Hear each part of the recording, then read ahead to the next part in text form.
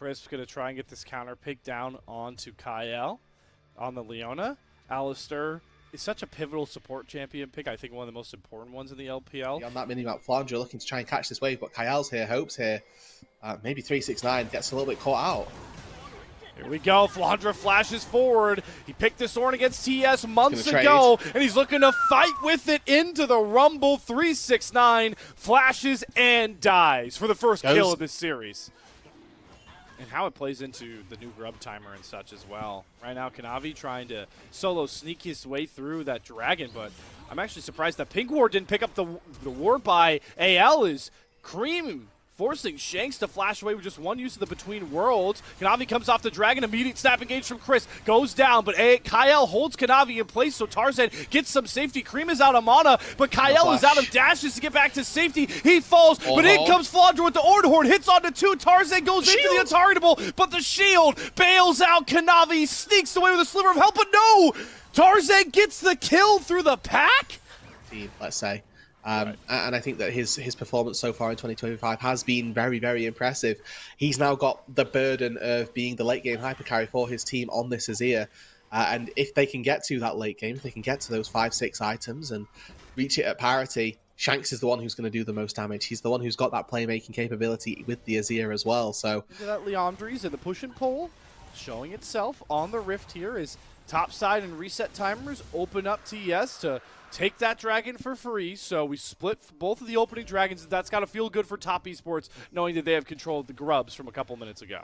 Ultimate won't be down for as long as it usually feels like. And AL are once again using their side lane, the opposite side of the play there for TES on that tier 1 turret to find their own advantages. So they use Shanks' prio in top lane to try and get this Rift Herald for free here. I think with that Blast Cone going down, it will be secured. And there we go then. Like, this is such a back and forth game, such a trade of minuscule proportions, I think. Rift Herald going down. This is on a ward. Yep, Chains of Corruption comes across. Kyle trying to chain the CC together. Does it perfectly. There was nothing Chris could do. That guy didn't move the entire time. He just blinked back to a gray screen. And now the gates start to open up a bit more. Exactly, now the floodgates start to open. That Herald gets placed. The mid-tier 1 is going to be the focus. It's going to get taken down. And with no support, it's a very real world that they look for something on the bot side here as top esports are looking. Yep, Flandre completely surrounded, has his flash. If he wants to buy space, gets away from the first slow, but 369 follows him. Up further, up creek here, TS are trying to force their fight with the flank manifesting. 369 finds that pick, and now Tarzan, Hope, and Kyle have a lot less angles to get out, and Kanavi is sniffing for a kill. Kyle gets found out. Hope has to flash away from Chris, but here comes the curtain call. You don't need the damage, you just need the slows. Double stun from Chris. 4th shot sinks through, but Kanavi is completely burned through. Tarzan finds the first kill. He's got all the pack with him, but he can't get onto Chris until he jumps back forward, finds himself another reset. Tarzan is certainly going to make it costly for him to drop, but TES play the map well enough and open up the map in their favor. Forward here, and Kanavi as well. They just tank so much damage. It's good from Hope and Tarzan that they're not just running away. They're pumping out DPS on their way out. And if that Q would have landed, maybe it would have been fine, but Shanks finding a kill, it seems, on live. That scaling threat, Flandre delivers on the dive. That's another turret down, and like you talked about, as much of a win as that was for top esports in the kills. So he's so close to being strong, and you can see denying these creeps, denying this experience as well. He's doing everything he can to choke out the side lanes for the Forge God. Flandre trying to team up with Tarzan. And Flandre now has been targeted by 4 people at top esports, but there are reinforcements on their way. No flash, nor Ornn Horn. Flandre, how much time can you buy becomes the question. He's surviving a pretty long time. Nobody wanted to commit to find the kill, and they left Kanavi. They hung him out to dry under the turret. First kill found. Tarzan gets a reset, but doesn't want to push his advantage too far here. Here comes the equalizer down. 369 on the flank. Curtain call. So much damage getting compacted as they try to find Tarzan. Kyle takes the last 4th shot, and boy, was that a great sacrifice because 369's the trade. Now Hope steps up, but Cream's already half HP. These arrows are about to start hurting if they land.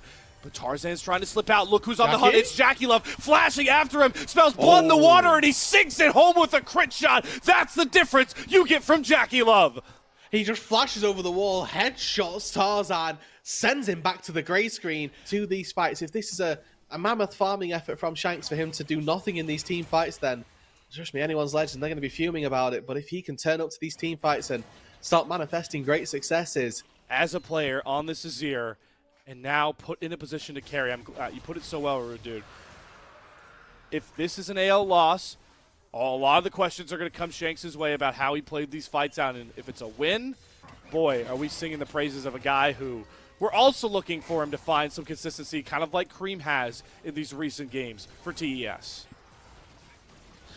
The Atacon immediately started. Tarzan and Hope, the two doing this. Shanks, you can see just off on his top side. Here comes the ulti. Yep, first fight with Shanks. How does this look? He tries to fly in with the Emperor's Divide, but Kanavi's immediately just pops Kanavi. There's the Shanks difference. There's the 2-item Azir difference. And now TS are scrambling to find some way back in towards this Atacon, who, by the way, is doing a fair share of damage on the back end, just churning through AL's health bars, and now they're completely scattered. There's Jacula fighting the big shot onto Kael. Atacon resets. AL are way too hurt to try and continue to push this fight, as juggling Atacon aggro might have burned them. More so that it's Crisp and Kael who are starting these fights and dictating what happens and when. You just spotted that. Shanks gets a decent chunk onto Kanavi with one Sand Soldier. Kanavi's down to half HP. That's enough. TS call off the Dragon Stop. And AL, while it is a Cloud Soul, it's not everybody's fan favorite. They are on Soul Point in 5 minutes if they can find it. This TS have allowed AL to try and entrap them, try to circle them out. It's Kael that you have to watch on to try and start this fight. Solar Flare Zenith Blade forward, or is it the Oran Horn from Flandra? Finally, the floodgates may open as TS are backed off the Atacon. A 50-50 may be coming in, but there goes Kael, secured by Tarzan. They get the Atacon. Shanks stasis is the crash down from Chris. Can Shanks get back out to safety? No, Kanavi's following after him. How much value does Shanks get? Absolutely nothing. 369, though, does not survive Tarzan's rampage, but anyone's legend just cannot fight without Shanks. TES's target selection reigns supreme. Jackie and Kanavi are going to walk towards the Baron. Cream will take a pit stop at the tier 1 turret. And all of that hard work, all of the gold that Shanks had funneled into him, comes home for nothing. While a Jhin Baron take is slow, there's no one to stop him. He'll survive that pick play, though. He has the rest of his team pretty far up, so no scare there, just a little bit of a fright. TS going to set their sights back on a tier 2 turn and just continue farming gold off this Baron. Back in their favor, the momentum in favor of Top Esports as they've just taken a ring of turrets away from them, and now Top Esports closing in. They're walking into 369's trap, throws down the equalizer, but he's a little too far forward on his own, but they find the kill into Hope. They commit a ton of ultimates, not towards Shanks this time, but towards the AD carry. Can Shanks step up and push the damage with the Sand Soldiers? Look at the Emperor's Divide, throws on to Kanavi. He gets out, and Tarzan is sold out by Jacula, barely able to survive. Kanavi uses the GA to buy more time for Cream, who nearly eviscerates Kael, but Shanks flies in with the army behind him. Jacula can't step up to try and decide this fight. AL bide their time and grit out a gnarly fight win. Shanks leading the charge for AL. It was Crisp with a rare whiff there on the railing gate, and they might look for him now. Shanks, no! He goes into the stasis, gets away from the deadly flourish. Jacula about half HP, but Shanks flies in. Can the crit shot come? No! The bell has not been rung, and Shanks is going to cash in a double that sets up Cloud Soul for anyone's legends.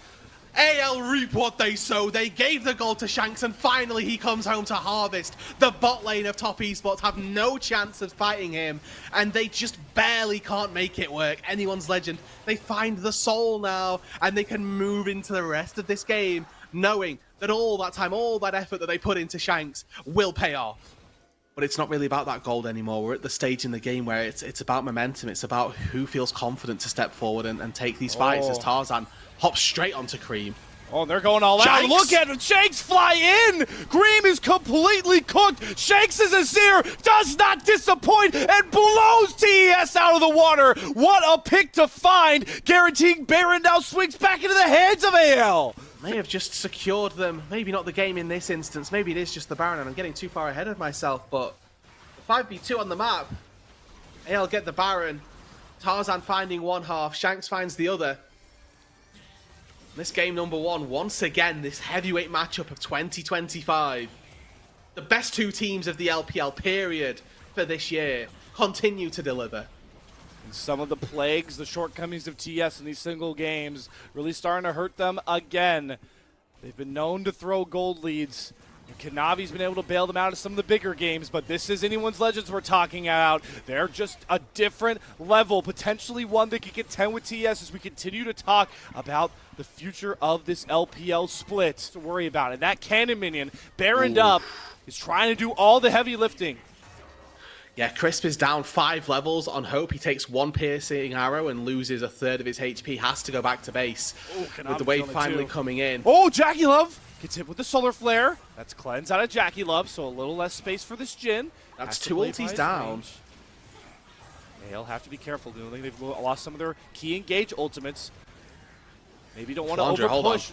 This is exactly what TS want to do in the wheelhouse, but again, Hope hits another huge arrow. That we talked about for Flandre, for Kael. They're back up and ready, and now 369, what are you doing? You're completely out of your element. You're way too far up. That is free pickings for AL. Anyway, without the equalizer, without the curtain call, but now without a member, it gets even harder. And they're going after Kanavi. He gets knocked up. Kael finds that pick. The GA is only going to bide him some mere seconds as he watches his fate be sealed. The cease and desist is a marginal play. Kanavi falls. AL will turn back towards the Elder, but they might be able to just take this thing mid lane and win the whole game. With 45 seconds on Kanavi, what is the choice? What do AL opt into? Nobody's recalling. We're walking down mid lane. It's the final charge. AL are playing with a vengeance, and they want to finish this thing now. But TS have bought enough time for Kanavi to return. Yeah, they have no Baron, though. They have no waves that they can't easily be cleared out. Piercing arrows from Hope, buying so much space. Cream and Jackie Love doing what they can to wave clear. Equalizer ready and available as well. The big beast TS are backed into a corner. There's only one way through to try and fight, but Cream's already at about half HP. Shanks is getting a ton of damage through. Kael goes in, and Equalizer does nothing. Shanks' damage is just ludicrous, and AL bring the boom and knock TES down in this series with Elder to sing it home. It was topsy-turvy, but anyone's Legends were up for the task, and they are going to repeat the last series, go up 1-0 over top Esports. Corky. As far as his damage goes, yes, very high output as we move later into the game, but very susceptible to getting caught out by the likes of Nautilus ulti, Sedge ultis, right? He's a very short-range marksman, so we need to keep our eyes out for how AL can look to push this envelope. Go toe-to-toe with a Corky quite nicely as you move into the late game, so it's not something that you'd necessarily be worried about. Tarzan taking this dragon, and so far, Top Esports haven't responded on that top side with the Grubs, and I don't know that they'll be able to necessarily very easily. Dragon for the Grubs, though it does have much bigger ramifications knowing you're the Yorick comp. That's definitely telling something. They're looking for a fight here. Remember, this is going to be Grand Starfall for Tarzan. Yeah, but look at Kael. He's just so persistent. Jackie Love flashes. That's a perilous bullet time trying to save his own skin. And what do they get off the back of that as well? They grab the Grub as Shanks goes toe-to-toe with Cream here. Much more healthier, trying to use the shield to buy himself time. He doesn't care about the Arcane Storm. He doesn't care about the rename at all. All he cares about is AL wins. They get the first kill, they stop the Grub stacking, and they're just finding them. Win, honestly. Kind of out of nowhere, but now they might be caught out on the top side. Remember, Hope doesn't have any flash. Kael does have the Unbreakable Will. He's going to pop it. Gets a bunch of big knockups. He's surviving and really just thriving right now into Chris 369 and Kanavi. In comes Tarzan. The Glacial Prison on the backside of Kael will trade him. But that's support for top laner. And look at Hope, who just gets the free hit this entire fight home. All the space brought by Kael. Cash's feats of warfare for anyone's Legends. And for return damage, and Kael never falters. He's always walking forward here, knowing that Grand Starfall's coming through. Look at the pick that Kael has found. Live, he picks off 369 without a flash.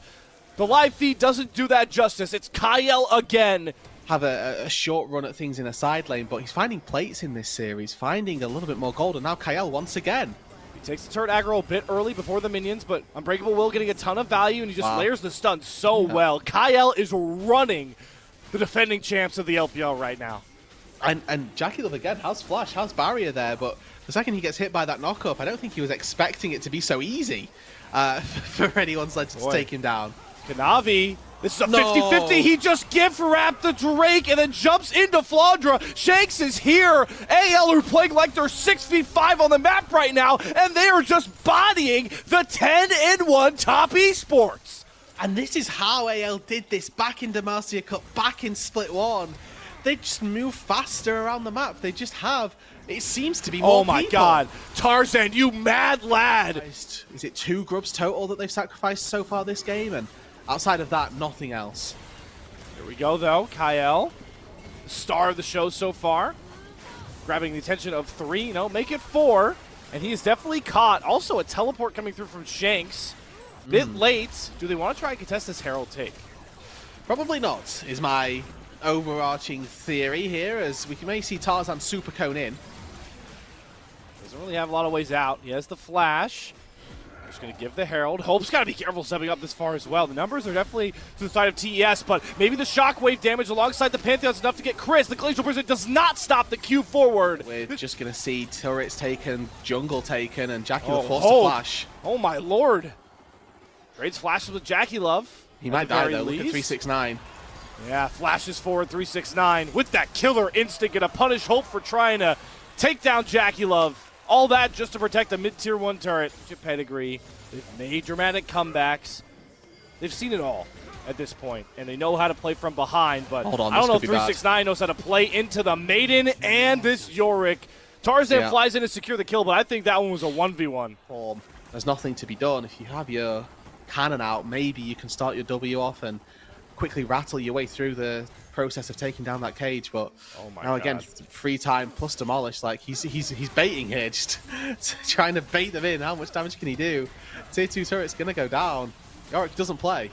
They're dropping like they're made of plywood right now, and this is a similar thing that AL were trying to do in game 1, right? As we continue to revisit the Cream scaling conversation, build time for him to be a monster. For the Victor to have the massive impact that we know that he can have, and now he's caught in the baby cage. He's caught in the baby cage. Cream's put in timeout, gets a first stun, but the slows are starting to stack, and Flandra is hunting him down with the spade.